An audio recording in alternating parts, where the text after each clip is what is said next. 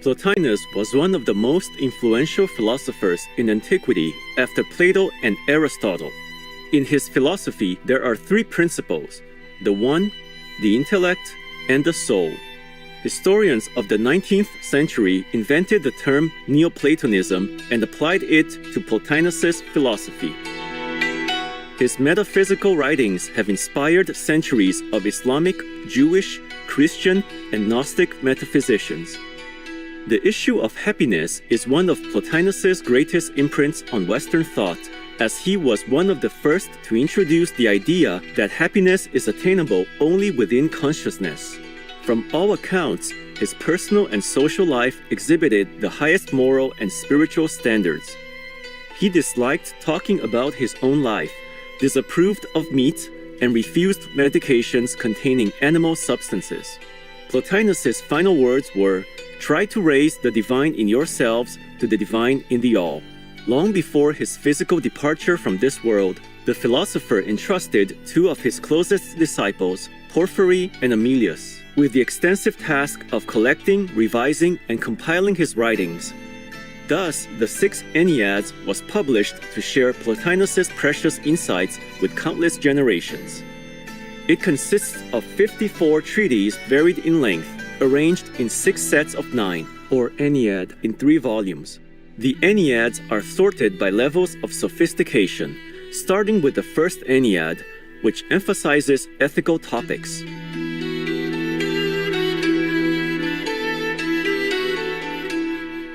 Graceful viewers, today we will continue with our program. Excerpts from the 6 Enneads by Plotinus, Vegetarian, on True Happiness, Part 2 of 2, on Words of Wisdom. The following excerpts are selected from the 4th tractate of the first Ennead. The first Ennead, 4th tractate, on True Happiness, Section 5. But what of sorrows, illnesses, and all else that inhibit the native activity? The sage, we shall be told, may bear such afflictions and even take them lightly, but they could never be his choice, and the happy life must be one that would be chosen. The sage, that is, cannot be thought of as simply a sage soul, no count being taken of the bodily principle in the total of the being. He will no doubt take all bravely, until the body's appeals come up before him, and longing and loathing penetrate through the body to the inner man. And since pleasure must be counted in towards the happy life, how can one that thus knows the misery of ill fortune or pain be happy, however sage he be?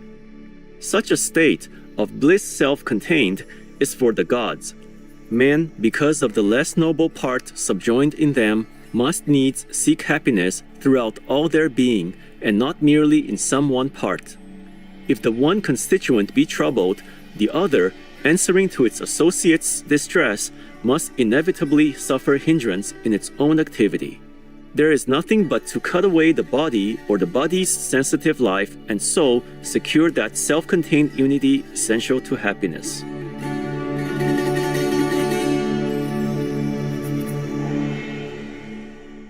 The first Ennead, 4th tractate, on True Happiness, Section 6. Now, if happiness did indeed require freedom from pain, sickness, misfortune, disaster, it would be utterly denied to anyone confronted by such trials. But if it lies in the fruition of the authentic good, why turn away from this term and look to means, imagining that to be happy, a man must need a variety of things, none of which enter into happiness? If in fact felicity were made up by heaping together all that is at once desirable and necessary, we must bid for these also. But if our quest is of a term and not of terms, that only can be elected which is ultimate and noblest, that which calls to the tenderest longings of the soul. The quest and will of the soul are not pointed directly towards freedom from this sphere. The reason which disciplines away our concern about this life has no fundamental quarrel with things of this order. It merely resents their interference. Sometimes, even, it must seek them. Essentially, all the aspiration is not so much away from evil as towards the soul's own highest and noblest. This attained, all is won and there is rest. And this is the veritably willed state of life. There can be no such thing as willing the acquirement of necessaries. If will is to be taken in its strict sense and not misapplied to the mere recognition of need, it is certain that we shrink from the unpleasant, and such shrinking is assuredly not what we should have willed. To have no occasion for any such shrinking would be much nearer to our taste. But the things we seek tell the story as soon as they are ours. For instance, health and freedom from pain. Which of these has any great charm? As long as we possess them, we set no store upon them. Anything which, present, has no charm and adds nothing to happiness, which when lacking is desired because of the presence of an unknowing opposite, may reasonably be called a necessity but not a good. Such things can never make part of our final object. Our term must be such that though these pleasanter conditions be absent and their contraries present, it shall remain still intact. The First Ennead, Fourth Tractate, on True Happiness, Section 7. Then why are these conditions sought and their contraries repelled by the man established in happiness?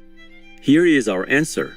These more pleasant conditions cannot, it is true, add any particle towards the sage's felicity, but they do serve towards the integrity of his being, while the presence of the contraries tends against his being or complicates the term. It is not that the sage can be so easily deprived of the term achieved, but simply that he that holds the highest good desires to have that alone, not something else at the same time, something which, though it cannot banish the good by its coming, does yet take place by its side. In any case, if the man that has attained felicity meets some turn of fortune that he would not have chosen, there is not the slightest lessening of his happiness for that. If there were, his felicity would be veering or falling from day to day. The death of a child would bring him down, or the loss of some trivial possession. No, 1,000 mischances and disappointments may befall him and leave him still in the tranquil possession of the term. One that sets great store by wood and stones, or by mortality among mortals, cannot yet be the sage, whose estimate of death, we hold, must be that it is better than life in the body.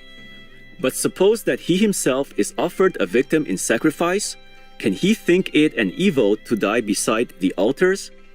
But if he go unburied, wheresoever it lie, under earth or over earth, his body will always rot.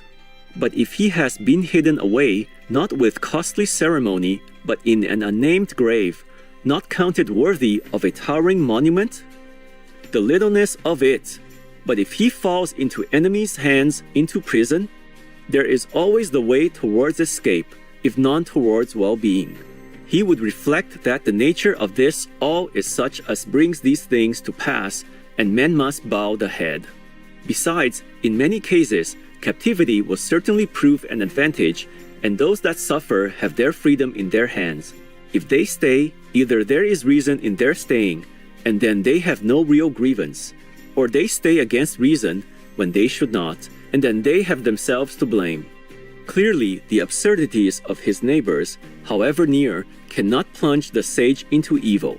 His state cannot hang upon the fortunes, good or bad, of any other man.